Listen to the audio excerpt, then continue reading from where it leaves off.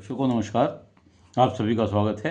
आज इस वीडियो के द्वारा मैं मोनालिसा माजी जो भुवनेश्वर की रहने वाली हैं, उन्होंने अपनी बड़ी डिटेल भेजकर ये पूछा है, जानकारी चाहिए कि उनकी शादी कब होगी तथा उनका दाम्पत्य जीवन कैसा रहेगा। उनके द्वारा बताए गए समय के अनुसार जो उनकी कुंडली बनती है वह मकर लगन की बनती है, जो आपके सामने है।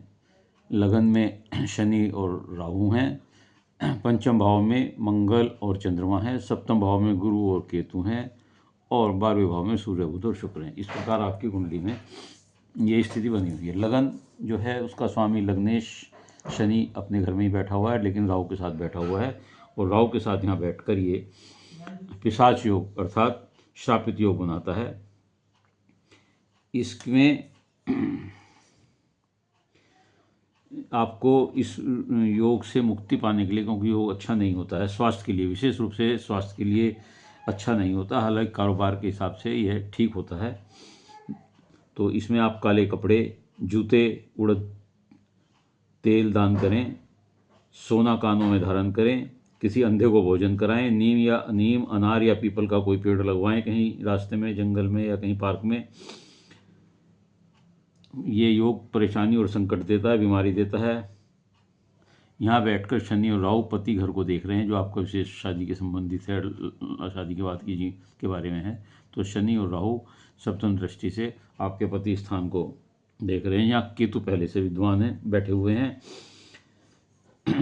ऐसे लोग परेशान और चिंतित रहते हैं जो लगन में शनि और राहु होते हैं, जिनके नेगेटिव सोच कभी कभी आ जाती है। कोई ना कोई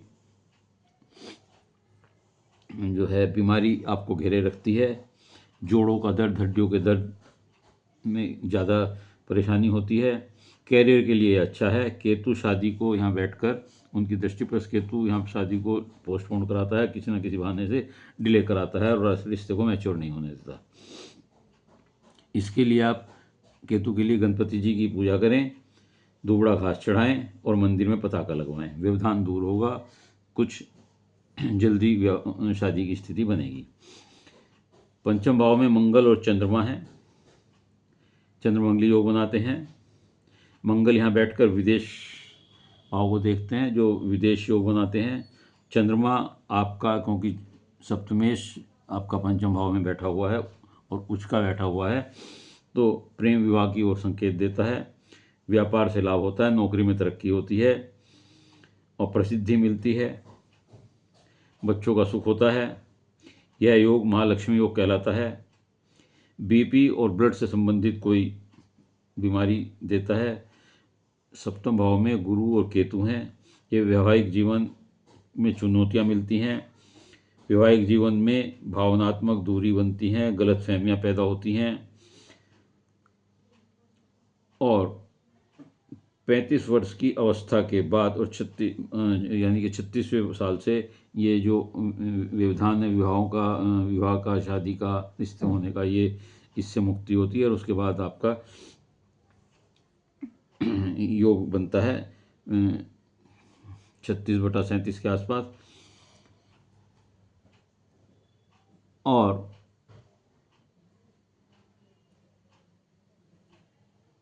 मान सम्मान मिलता है, रुके हुए काम पूरे होते हैं, शुरू होते हैं तथा आपको गुरु की महादशा भी शुरू होने वाली है। इसके अलावा जो है, ये मैंने आपको बताया, गुरु का प्रभाव जो है मान सम्मान दिलाता है, शिक्षा दिलाता है और आपको प्रसिद्धि दिलाता है, धार्मिक विचार बताता है। और इस समय जब मैंने आपको बताया है कि 36 साल के करीब शादी की स्थिति हुई, उस समय गुरु की महादशा भी आपको शुरू होगी। गुरु आपके लगन में उच्च के हैं। ये भी यहाँ बैठ करके 12वें भाव के स्वामी हैं और पराक्रम भाव के स्वामी हैं। छोटी यात्राएं, विदेश यात्राएं, धार्मिक यात्राएं देते हैं। आप सुंदर व आकर्षक दिखते हैं। सूर्य, बुध और गुरु की युक्ति जो 12वें भाव में है, इसमें सूर्य बुध बुधादित्य योग बनाते हैं और बुध शुक्र जो है नारायण लक्ष्मी योग बनाते हैं। धन धान्य वाहन सुख सब चीज़ की आपको कृपा बनी रहेगी, प्रसिद्धि की, कीर्ति की, सब चीज़ आपको प्राप्त होंगी। सूर्य शुक्र जो है यहाँ पर बैठकर, सूर्य शुक्र जो है विवाह में बाधाएं उत्पन्न देता है, वैवाहिक जीवन में असहजता लाता है, दाम्पत्य जीवन का सुख नहीं मिलने देता, उसमें अभाव झलकता है।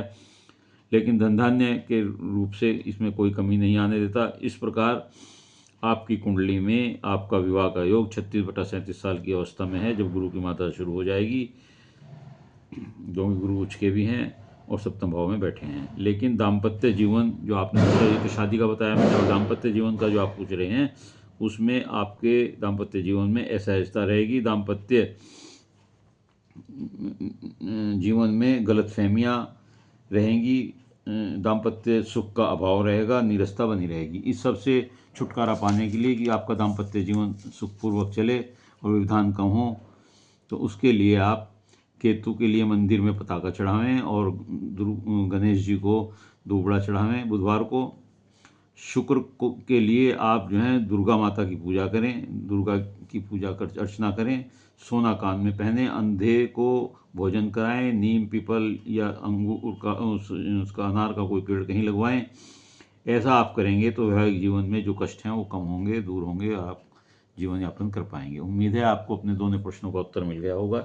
यदि आपको वीडियो अच्छी लगी हो तो इसे लाइक करिएगा, शेयर करिएगा और कमेंट्स बॉक्स में जाकर अपने विचार लिखिएगा। इसके अलावा यदि किसी और का कोई प्रश्न है तो वह मेरे चैनल को लाइक करते हुए अपना एक प्रश्न अपनी डेट ऑफ बर्थ के साथ भेज सकता है। मैं उत्तर अवश्य दूंगा। उत्तर के लिए आपको धैर्य के साथ इंतजार करना पड़ेगा, क्योंकि प्रश्नों की संख्या बहुत अधिक है। निःशुल्क सेवा है, आप मुझे इस कार्य में सहयोग दें। उम्मीद है। धन्यवाद।